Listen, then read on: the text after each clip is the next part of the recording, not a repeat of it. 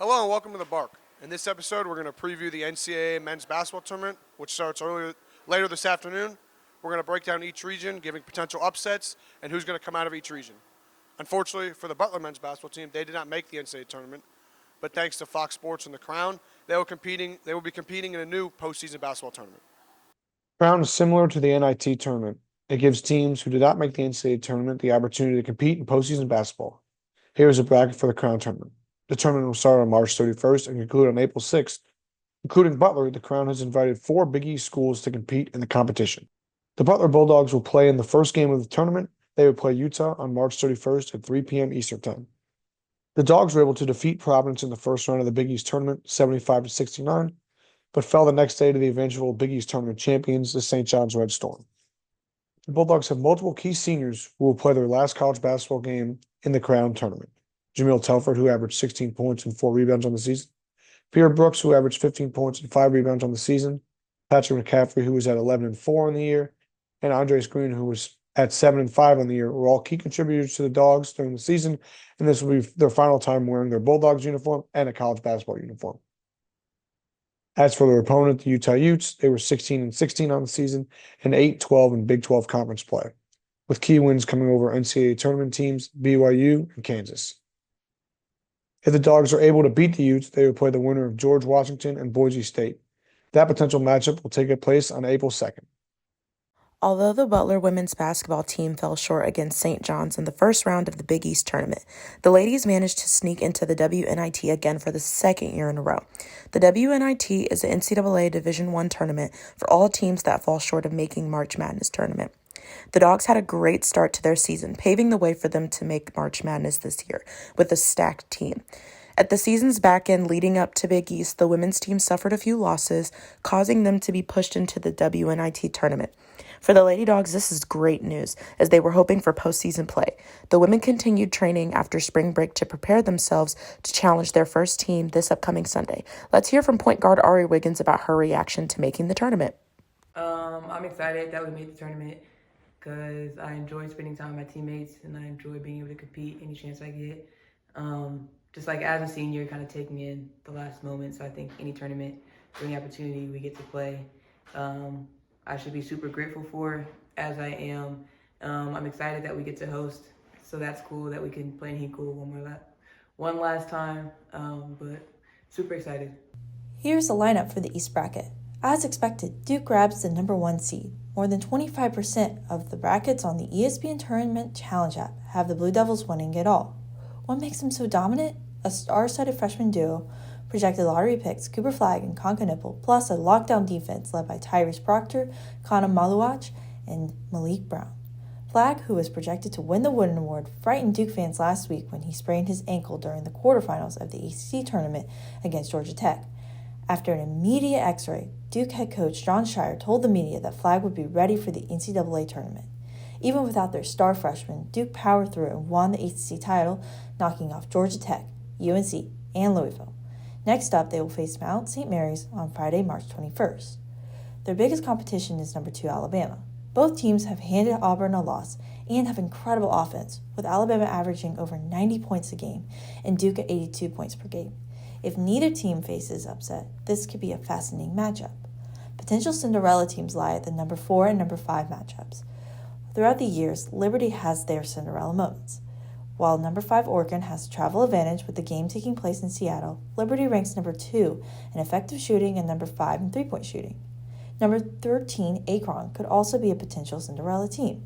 Dominating the MAC conference, Akron had no issue claiming its ticket to the tourney. Facing an inconsistent Arizona team, this game could go either way. Now we will head to the South region with Sarah. If you're looking for a region that could go off the rails, look no further than the South region. There are plenty of upset candidates residing in this part of the bracket, with teams like UC San Diego, Yale, New Mexico, and the first 4 winner, North Carolina, all very capable of going on a run. With so many possible Cinderella options, the South region gets turned upside down with at least 3 teams seeded 9 or lower in the Sweet 16. My upset pick is number 11 North Carolina over number 6 Ole Miss. After the beatdown against San Diego State, the Tar Heels have a chance to use their momentum and win a few games.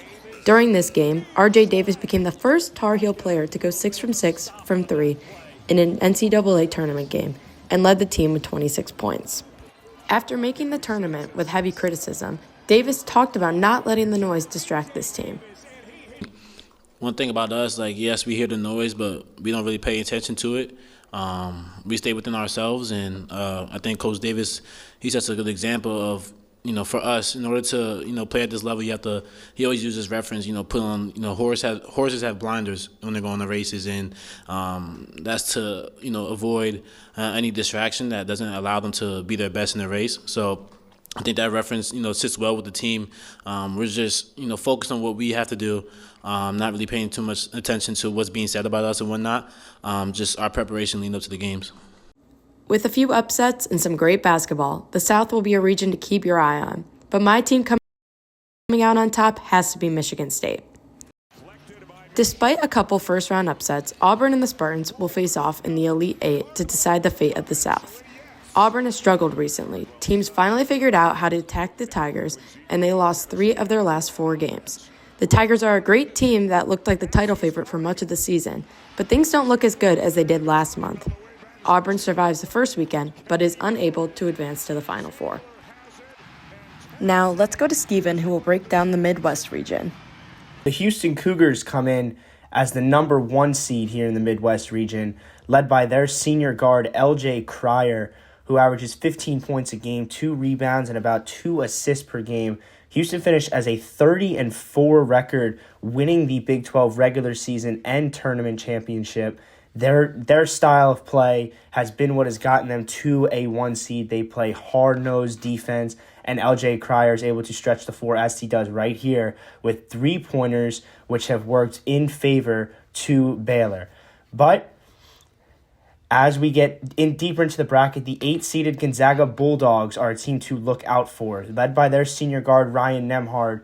He is one of the most all-around guards in the country, able to distribute the ball, able to shoot the 3, and if Gonzaga can get past their first-round matchup of Georgia and Houston beats the 16 seed they play, a Gonzaga-Houston matchup in the second round would be one to look out for as a potential upset spot for the Houston Cougars. However, my pick for the region is going to fall on the number 2 seed Tennessee Volunteers. The Tennessee Volunteers had a fantastic season, unfortunately losing in the SEC Championship to the Florida Gators. They're led by their transfer guard, Chaz Lanier, who puts up 18 points per game, is a lethal shooter from outside. He has the most all-around talent we have seen in this region, which is why I like Tennessee to be the ones to eventually come out of the region and make it to the Final Four. Now, to our reporter, Gianna. In the West region of the NCAA tournament, Florida is the number 1 seed with an overall record of 30-4. They had a somewhat surprising SEC tournament win, defeating Missouri, Alabama, and Tennessee in a row. Their top scorer, Walter Clayton Jr., is averaging 17.5 points per game. The Gators are the obvious prediction to win the West region, but they could run into some trouble with number 2 seed St. John's. The Red Storm also finished with a 30-4 overall record and had an 18-2 conference record. They dominated the Big East all season and won the conference tournament. Their standout player, R.J. Lewis Jr., scored 29 points to win their championship against Creighton. St. John's will likely play against Florida to decide who goes to the Final Four, unless they are upset by a sleeper pick in the West, Texas Tech. Texas Tech is the number 3 seed, but is seen as a sleeper pick based on all the attention St. John's and Florida are receiving. Texas Tech has the ability to win the region and go to the Final Four with their Big 12 Player of the Year, J.T. Toppin. Toppin has a field goal percentage of 54.8 and averages 9 rebounds per game. The most interesting matchup in the first round is going to be number 11 seed Drake against number 6 seed Mizzou. Mizzou has the better record, but Drake's junior guard, Bennett Sturts, is a player who might shake up the game and make Drake a Cinderella upset. He averages 19 points, 4 rebounds, 5 assists, and 2 steals, which can be accounted to the 39 minutes he averages on the court. The last notable pick in the West region is recent back-to-back NCAA tournament champions UConn. Despite their wins in 2023 and 24, they are ranked the 8th seed and ranked 32 overall in the NCAA. They will likely play Florida in the second round, but it's unlikely they will be able to get past the Gators. However, anything can happen during March Madness, and we'll see the West Region kick off with Kansas versus Arkansas. Back to you, Nick. Thanks, Gianna. That's all the time we have today, and luckily for our audience, we got everything right, so this makes complete sense. Thanks.